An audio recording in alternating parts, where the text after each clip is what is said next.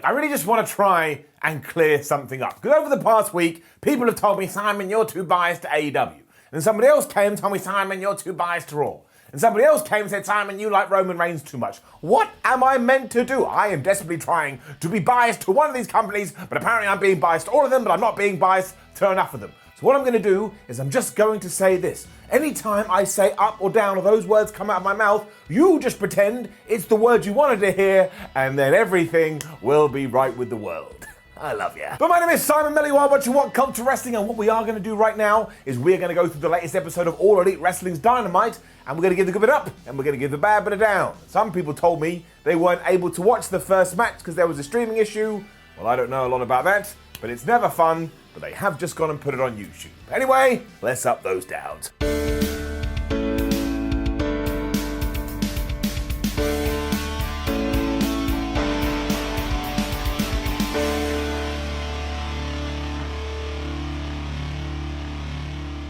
Our first match this week, as just said, was Eddie Kingston versus Lance Archer. And what a barn burner that was. Once again, it's one of these situations they go, shall we try and kill each other? And the other person goes, that sounds great. Dating back to the Casino Battle Royal, where Eddie Kingston did feel a little bit disrespected, I also think we have kind of turned Lance Archer into a good guy here. Because even though he came out with Jake Roberts, he was like, Jake, please go to the back. I need to do this by myself. Jake did not look pleased, and what I like to think happened was that he went back to the locker room and he started saying how sad he was to his pet snake. No, wait, that is not a euphemism. Eddie was biting Lance within about 3 seconds of this starting, and I'm pretty sure if Daly's place wasn't an outdoor arena, Archer would have been chucking him into the ceiling at one point, but instead, he grabbed Eddie Kingston, chokeslammed him onto the top rope, and Eddie Kingston's back nicked the apron. It looked horrible. And I'm sure it wasn't because I know wrestling, but that's the whole point. You're meant to buy in. They're also chopping and hitting each other so hard it looked like Lance Archer's chest had ketchup on it, or like he had the same face that Randy Orton did on Raw. And Archer had this one a couple of times, but he kept pulling Eddie Kingston's shoulders off the mat. He then had it won again after the EBD claw.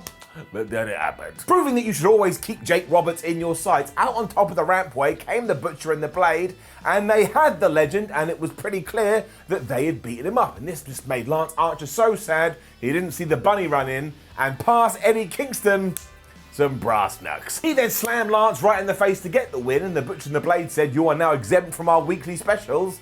But they also got in there and hit their finish on poor Mr. Archer. So we're clearly going to set up some kind of tag team match here, but who on earth is going to be Lance Archer's partner? I'll do it. I'll throw my name in there. I mean, I'll absolutely hold you back. But it's 2021, the year of opportunities. Still though, this was a good opening match. AEW usually does that very well. Jon Moxley promo next, and he doesn't care about what's going on with the Elite. He doesn't care about the story. All he does care about is absolutely ruining Kenny Omega and getting his AEW title back. But before then, he's gonna have some fun in a 6-man tag when he does team with Pac and Phoenix next week. And he really pushed the idea of a 6-man tag because that's right, he was making a Shield reference. Insider. This was so good though, you believe every word that comes out of his mouth, and sometimes I cannot believe that Jon Moxley and Dean Ambrose are the same people. I mean, Mox does stuff like this, and Dean bends over, and there's stuff stuck in his ass. Following this, we also had the best, and for me personally, funniest segment with Darby Allin and Sting. It's like they actually are father and son, and Sting is just so desperate to be a cool dad. And that makes it sound far worse than it was. In actuality, it was brilliant, but I am a moron. But Sting was upset that Taz had called him and Darby Allin a hoodlum. And he looked down at Darby and went, actually, no, he is a little bit of a hoodlum, but don't call me that. I don't appreciate your words. Darby Allin then went crazy. And because they were in this warehouse, he took his skateboard and he just threw it through a window. And as soon as he had done that, the Stinger got his bat and he started smashing glass too, as if he wanted Darby to look at him and go, man, Dad, I'm so proud. But I just love these two together. I just do. I don't know what it is. They just work. It's doing the world of good for Darby Allin. And yes, they are now going to have a Street Fighter evolution.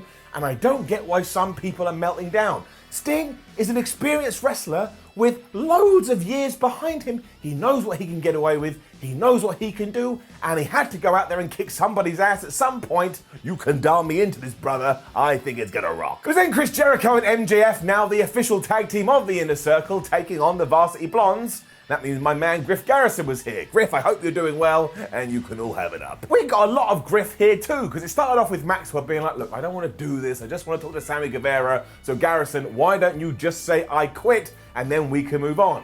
And you know what Griff did?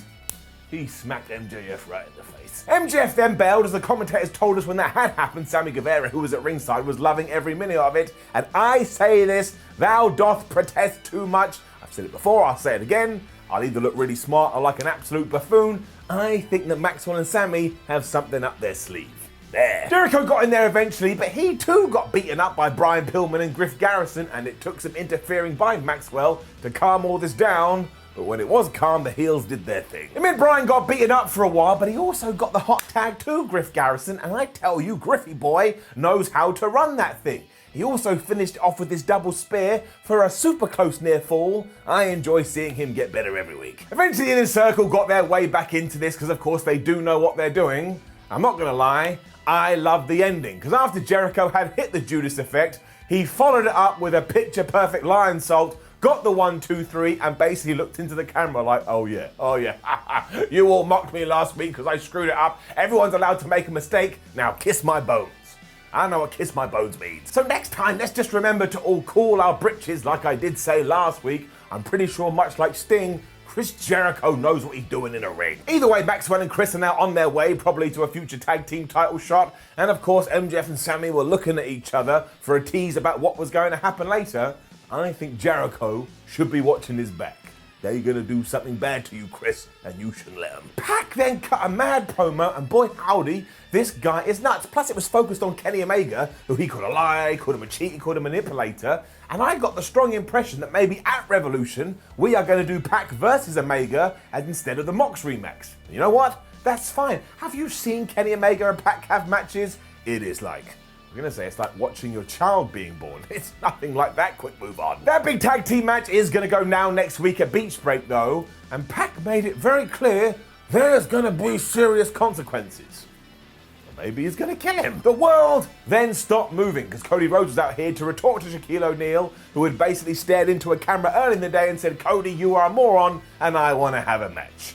Let's talk about it. Now look, I'm sure at one point the plan was to do Cody versus Shaq, or Cody and Brandy taking on Shaq and Jade Cargill, but life has intervened, life has gotten in the way, Brandy Rhodes is now pregnant, which is far more important than pro wrestling, so we're shuffling the deck here. I actually think it's quite good. Because Cody said basically at the moment it's so hard to make a decision given everything he's going through, but that's why he's got a coach, which is when Arn Anderson got the microphone and he gave us his 2 cents. Because the Four Horseman told a really emotional story about remembering back in 1985 when he had seen Dusty Rhodes beat Tully Blanchard, who then got on a plane to fly home so he could see the birth of his son.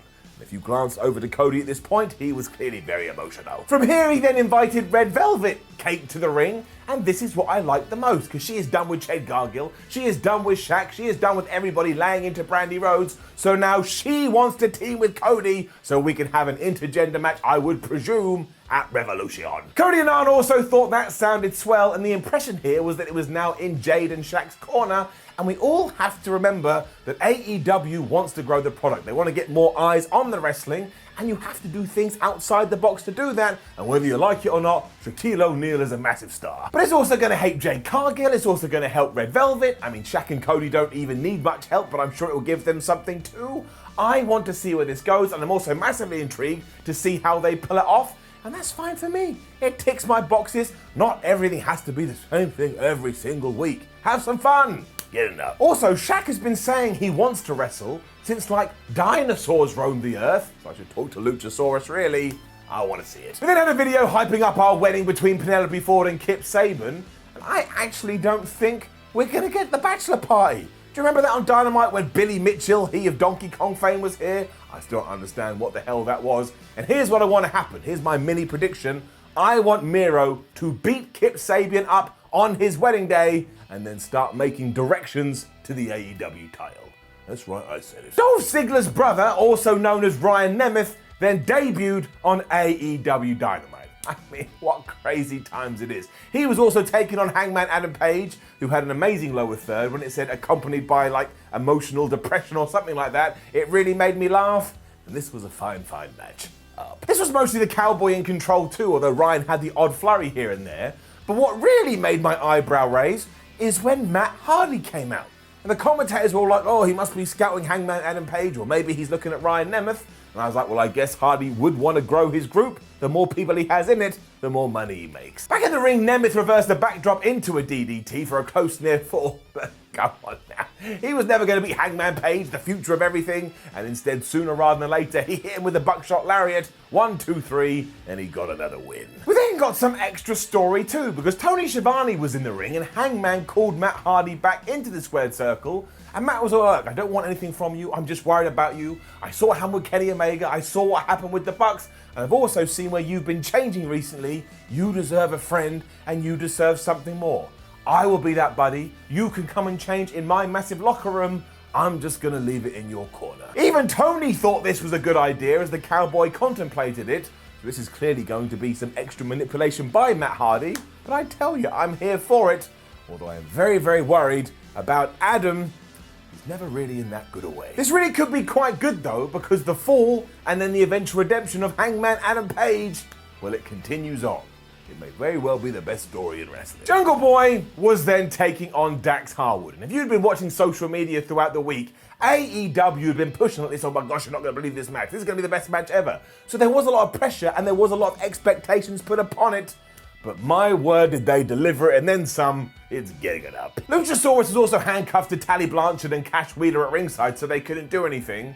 And I love the idea of someone with power in AEW going, I think we should handcuff these two goofs to a dinosaur. And then back in the ring, Dax and Jungle Boy just went at it. I mean, it was like a rally in tennis, because Jungle Boy would hit something, so Harwood would hit something back, and then Jungle Boy would smash something else out, so Dax did the same. Honestly, it was like bang, bang, bang, bang. And you were just watching like that. It was go, go, go. Dax was so annoyed at one point he even yelled at Luchasaurus, which you do not do. Would you please leave the dinosaurs alone? They had been through too much. And of course, at one point he basically kneed him right in the groin, because FTR are very, very bad people. They still included the trade strikes though, even because of that. And at one point, Dax found himself on the outside of the ring.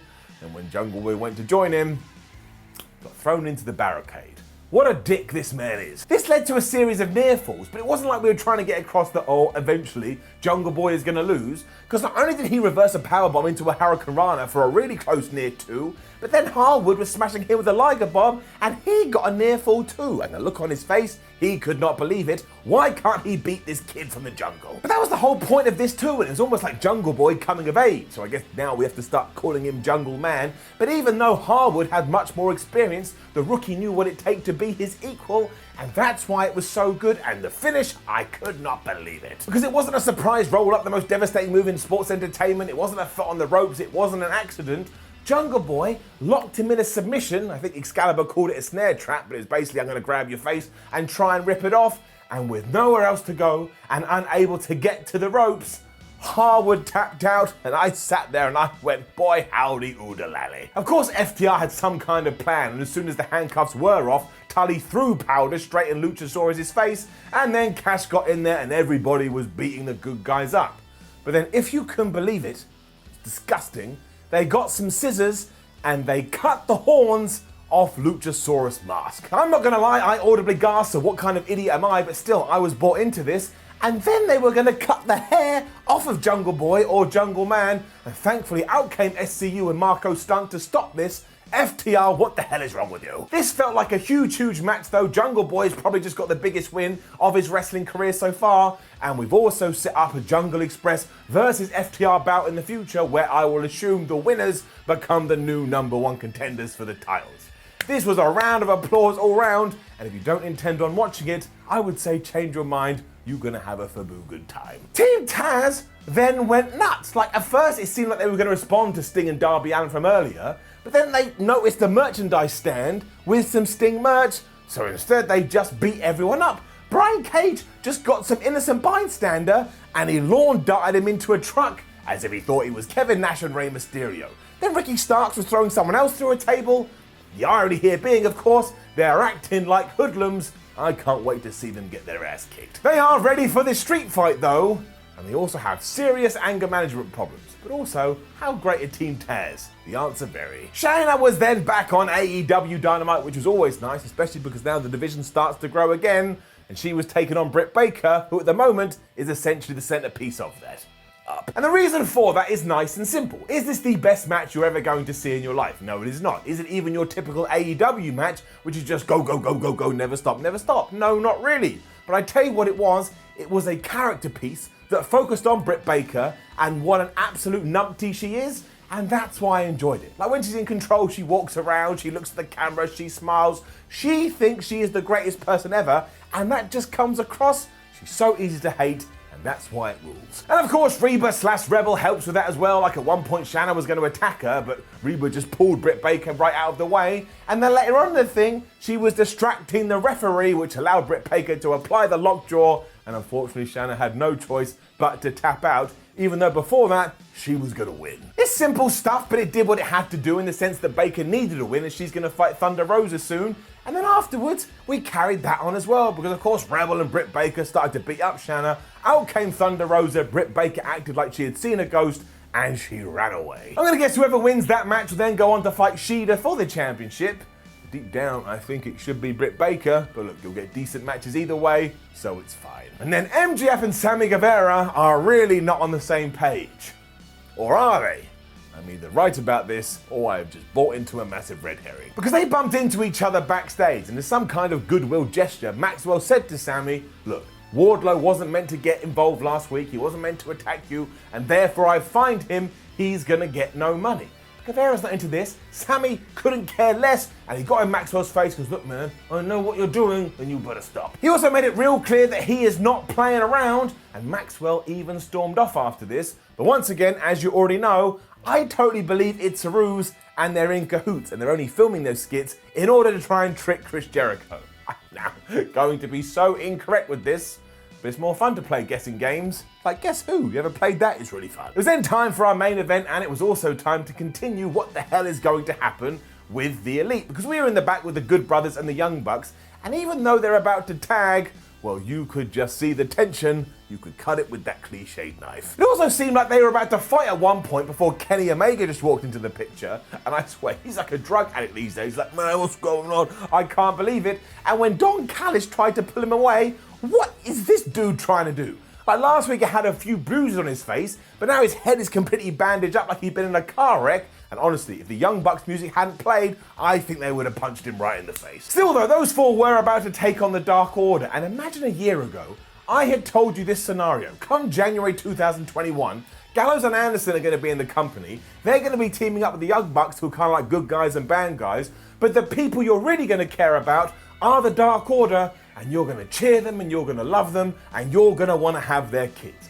You wouldn't have believed me, but that's what we've got. And this was oh so entertaining, and it's getting it up. Evil Uno and Carl Anderson started things off, but as soon as John Silver was in there, he wanted to take on Luke Gallows, and the visual was one of the best things you'll ever see in your life. Because Luke Gallows is like 14'2" tall, and I guess John Silver is probably a normal sized man, but he looked like he was the size of a fish.